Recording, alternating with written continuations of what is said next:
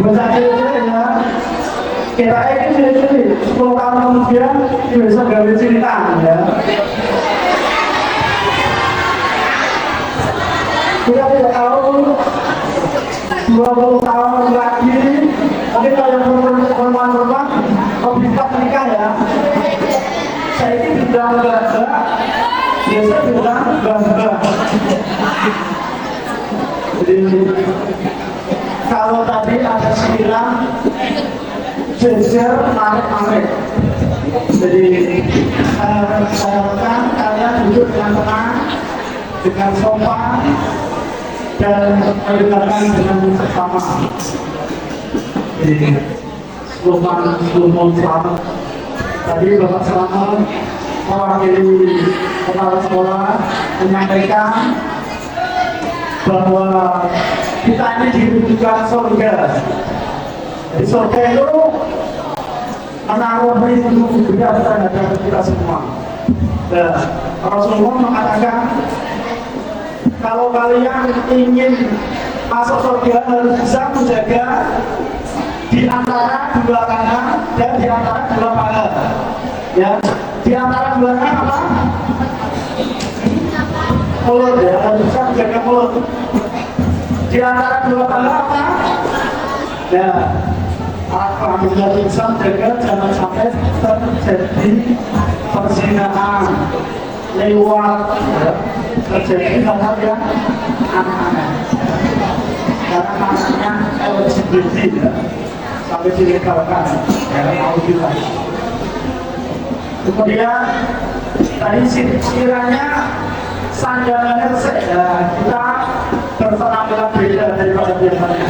Ini termasuk pembelajaran di luar kelas. Jadi kalian pakaiannya sangat rapi, sangat nyaman dipandang ya, putih bersih. Semoga tidak hanya pakaian saja yang putih bersih, tapi hati kalian, hati kita semua juga putih bersih. Kemudian siasatnya itu menghindari bersih. Jadi jika waktu harus senantiasa baik karena Rasulullah SAW diutus untuk menyempurnakan akhlak yang mulia. Jadi Nabi itu diutus sampai semua menyandang predikat akhlak yang baik. Jangan sampai ada satu dengan yang lain punya karakter atau kepribadian buruk. Jadi kali ini kalau saya biasanya ada kontrak ya, kira-kira ini mau panjang atau pendek?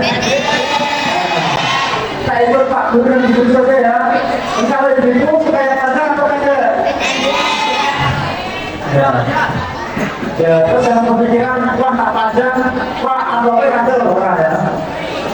Mereka orang pertama itu tidak memikirkan amplop ya, karena lebih dipikir panitia ya.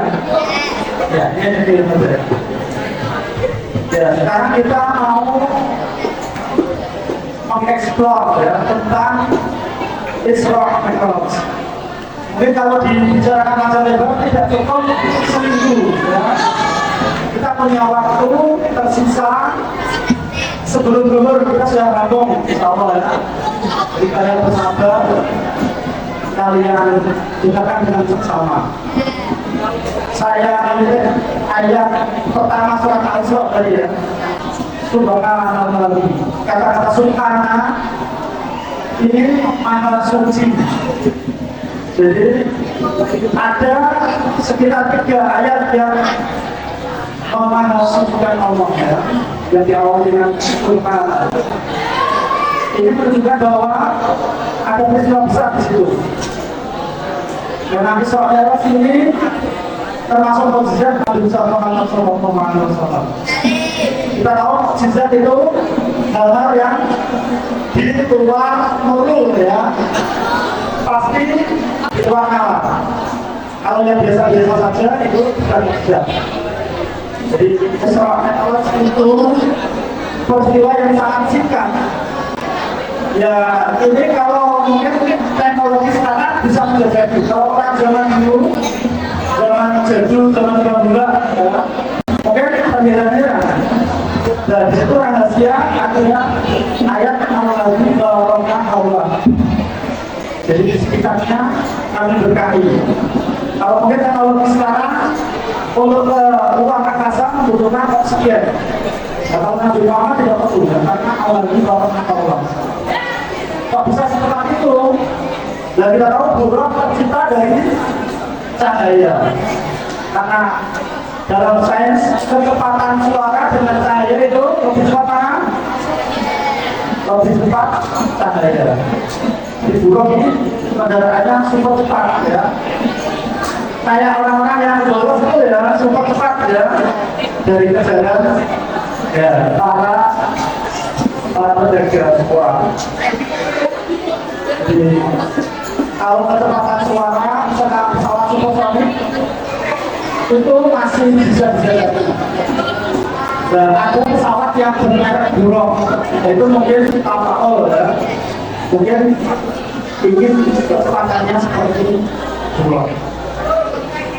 Saya mau membahas sedikit tentang dibalik peristiwa Isra Mi'raj. Mengapa Nabi Muhammad SAW kok Isra Mi'raj kan? Ada yang tahu? Nah ini ternyata dulu kalau ditelusuri antara langit dan bumi itu saling berbantah-bantahan, saling menggulukan keistimewaan masing-masing. Jadi langit mengatakan kami ini sangat sempurna ya. Di langit ada aras, ada kursinya Allah. Di langit ada mata Nabi, mulai kita berbulan.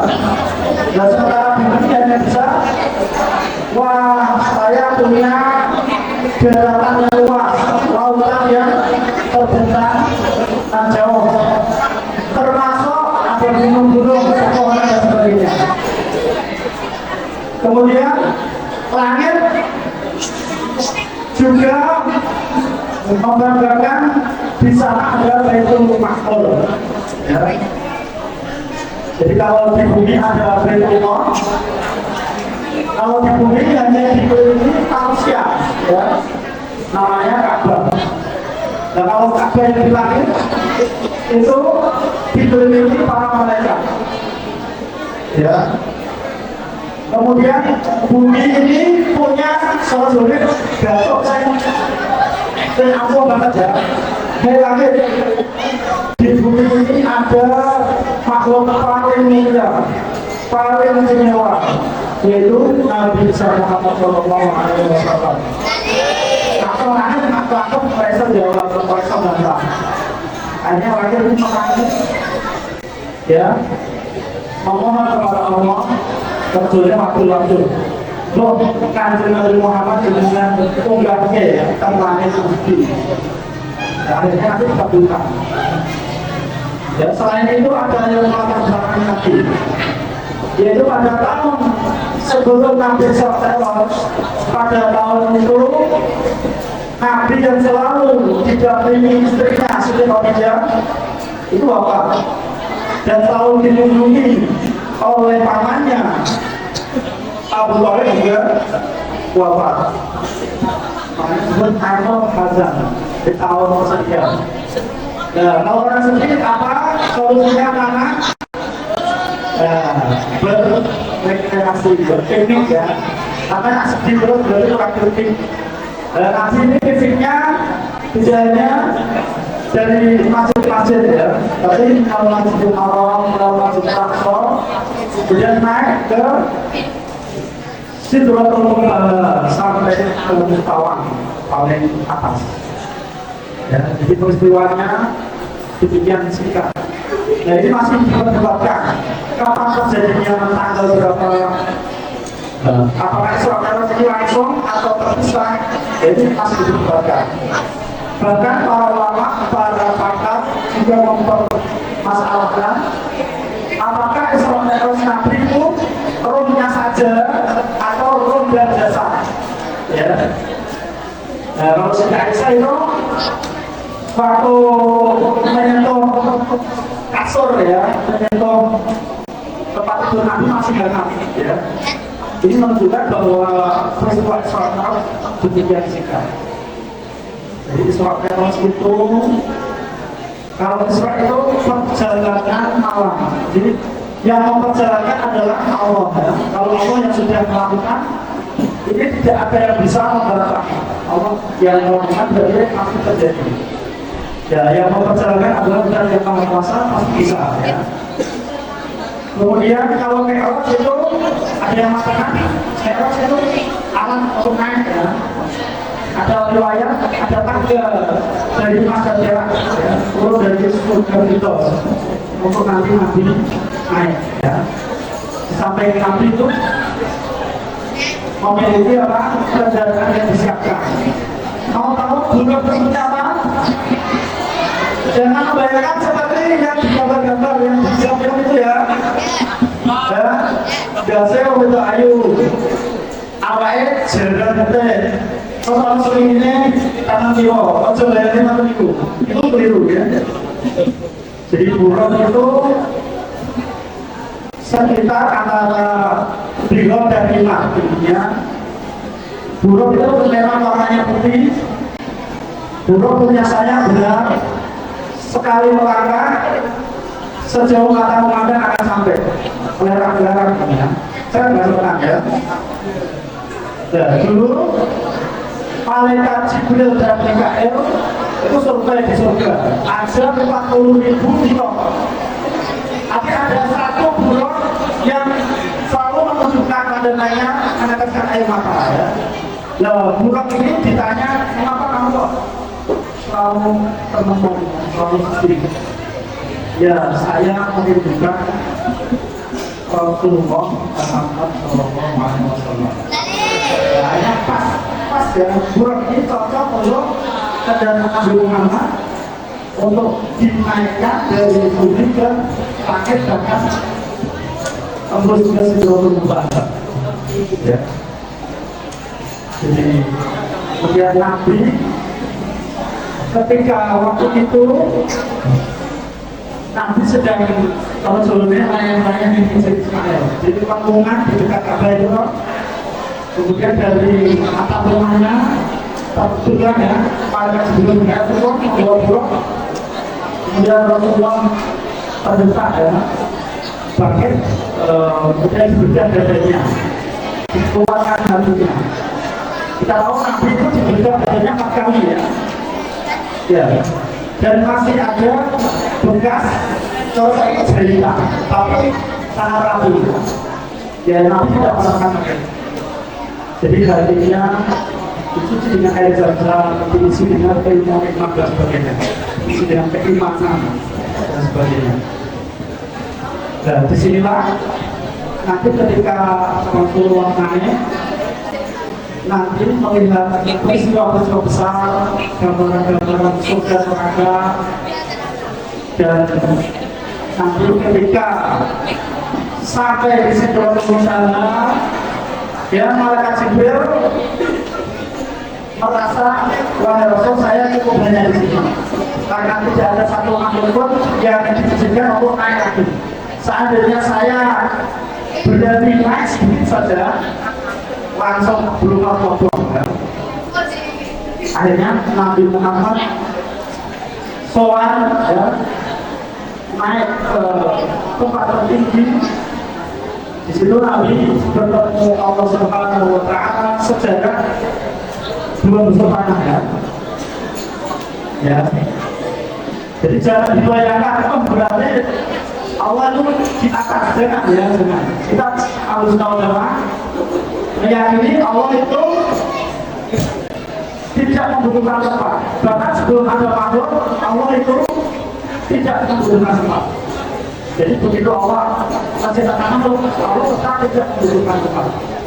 Jadi kalau ada orang mengatakan semua tergantung yang di atas, bukan berarti Allah itu di atas langit, bukan. Itu sama saja. Jarak terdekat hamba dengan Allah adalah ketika sujud. Jarak terdekatnya ketika sujud, bukan berarti terus Allah itu di antara beberapa sampai kalau Jibril berada. Bukan berarti Allah terus nyalain mata itu ya sudah seperti itu. Jadi Allah tidak bertempat. Seandainya Allah bertempat, ini itu belum mati kita ya. Berfirman, Pak Ian persimpangan X dan Y. Jadi kalau sudah ketemu, ya, guru IT ya, itu sama satu ya. Nanti juga bisa di programmer ya. Dan saya ingat dulu saya pernah ada dosennya perempuan awal itu terkesan dengan Islam. Beliau ini ketika berdoa di depan Tuhannya ya, itu sambil bergema dan tertawa geli ya. Wahai Tuhan Yesus, berilah aku pakaian. Padahal patok salehnya apa? Tidak berpakaian. Saya minta pakaian kok, Tuhan saja tidak berpakaian. Ya. Jadi inilah mengapa dalam Islam Allah itu tidak boleh digambarkan, Allah itu tidak bisa divisualisasikan. Coba bayangkan seandainya Allah itu bisa digambar ya. Mungkin teknologi AI sekarang ya, berdoa insya Allah kayak apa? Sebenarnya kayak doa aja ya, kayak lama Allah aja ya. Itu salah semua. Allah itu tidak bisa digambarkan dan tidak ada satu makhluk pun yang menyerupai Allah Subhanahu wa Ta'ala. Ini ilmu kita tinggi ya. Jadi sekali lagi Nabi Muhammad SAW lancar ya, oleh-oleh apa? Oleh-oleh sholat sering asate sering ketemu dari 50. Saya sedang kerja ya. Jadi ini atas usulan rekomendasi dari Nabi Musa alaihissalam. Karena Nabi Musa itu orangnya kan kuat. Nabi Musa itu pernah jotos dan sekali kabur berhasil mati ya. Nah, Nabi Musa ini sangat kasihan dengan Nabi Muhammad SAW.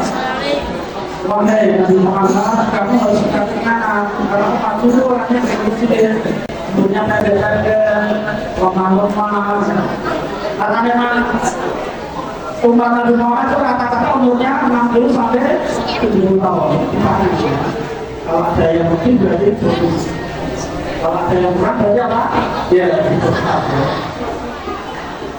Dan untuk umat terdahulu memang punya panjang-panjang dan kuat-kuat.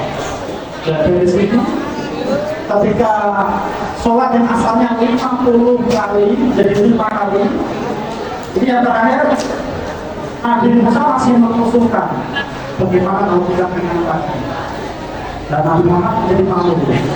Nabi Muhammad itu pemalu ya. Nabi Muhammad itu lebih pemalu daripada seorang wanita yang dipikir di kamarnya. Inilah Nabi Muhammad. Dan lima mertuanya saya buat tawa ya. Sampai lima mertuanya begitu orang ya. Hutang ya. Bersama hutang ya. Jadi subuh kesiangan terus kerepotan asar di perjalanan balik katakan bisa kepikiran ya. Bisa ditawar soal kata-kata ya jadi loro soal subuh jalan berkah ya. Nah inilah manusia selalu semua. Ya, walhasil sholat 5 waktu ini adalah satu-satunya perintah Allah yang Nabi Muhammad dipanggil langsung. Ya. Nabi Muhammad kalau menerima perintah-perintah itu kan dibeli ya, tapi ini tidak khusus sholat. Nabi Muhammad angkat ke langit. Ya. Nabi Muhammad dijauhi langsung. Jadi itu mukjizat Nabi Muhammad. Kalau Nabi Musa hanya didahului saja ya, hanya berkata-kata saja. Tapi kalau Nabi Muhammad di samping berkata-kata juga melihat. Tapi melihat Nabi Muhammad juga tidak bisa digambarkan. Jadi yang bisa melihat Allah Subhanahu Wa Taala hanya Nabi Muhammad SAW. Kalau ada orang makin melihat Tuhan dia pasti tertipu dia, ya, atau dia penipu, ya. Jadi kalau kita ingin melihat zatnya Allah Subhanahu Wa Taala, nanti kalau dia di akhirat tetapnya di surga. Jadi nanti orang-orang mukmin akan bisa menyaksikan kebesaran keagungan dan kemuliaan dari Allah Subhanahu wa taala dengan mata kepala ya, mata telanjang, mata kepala kalian. Ya. Dan orang-orang yang bisa melihat Allah itu kalau di dunia hanya melalui itu saja ya. Banyak para tokoh, para ulama yang mengikuti Allah, orang ada berjauh. Jadi kaget kalau orang ini ya. Lagi, mari kita jaga sholat, ya, karena tulangnya Nabi Ibrahim kan, kalau bisa ini, mungkin sholat uangnya bertiga. Jadi sholat itu harus dijaga. Anak turunan kita harus tetap melaksanakan sholat. Karena nanti pada hari kiamat, amal-amal yang pertama kali diteliti itu pertama kali apa? Sholatnya ya. Lihat, sholatnya apa? Ya betul. Sholatnya nak sempurna, lihatnya diberikan APKB, ditombok APKB nama. Sebaliknya kalau sholatnya itu jelek, bisa-bisa tidak diterima dan semuanya sudah ditolak pertama-tama. Jadi begitu pentingnya sholat.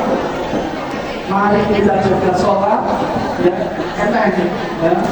Nah, teromong, nak dibaca salatnya apa? Sebenarnya sholat malam. Tidak usah kan sholat malam ini berjamaah. Walaupun kalau tidak sempat di masjid atau musola, ya jadi maksimum ya jangan sendiri berjamaah.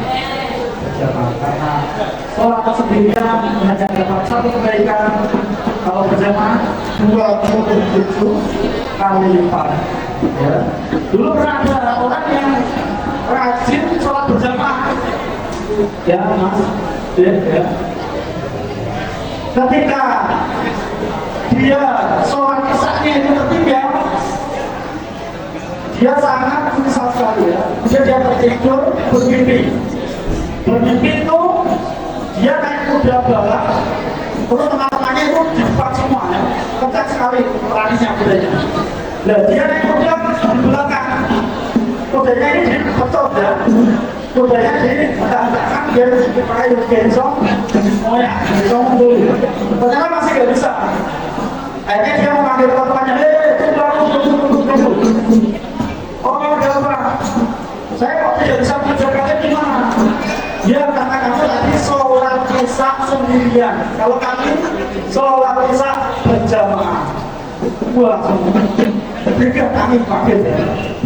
Ketika itu dia sholat mengulangi sholatnya sampai 27 kali.